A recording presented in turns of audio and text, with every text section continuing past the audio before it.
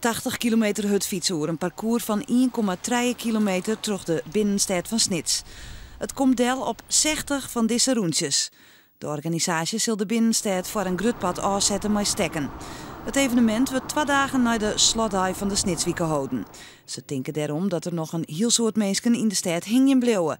En daar profiteren de Snitse ondernemers dan ik van mij. We denken dat door dit evenement de mensen langer dus in Sneek blijven. En ook misschien hotels langer zullen boeken, et cetera, et cetera. De hutfietsronde wordt houden door de wielervereniging Snits. Zij organiseren vaker wedstrijden in Friesland. Een hutfietsronde in Snits mocht jeder net georganiseerd worden van het wielerboen, omdat er op diezelfde dag al een andere hutfietswedstrijd wie in Friesland. Maar dit hier koert al. Het is voor ons een lang gekoesterde droom om hier een prachtig mooie spectaculaire wielerronde door Sneek te krijgen.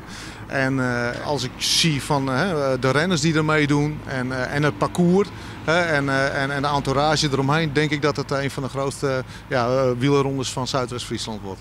Er staan nota een goede 40 hutfietsers op de deelnemerslist. Het binnen B-profs, elite, belofte en amateurfietsers. De organisatie hoopt dat grote namen, Likos Liewe Westra en Pieter Wening, in de toekomst ook meedoen zullen onder de wedstrijd in Snits. Pieter Wening, zit het segment profs. En we hopen dat dit wel een succes wordt, dat wel deze mannen in de toekomst aan de start zullen verschijnen. Ja. De hutfietswedstrijd wordt op sneun 11 augustus voor het eerst verrieden. Het evenement moet alle jaren weerom komen.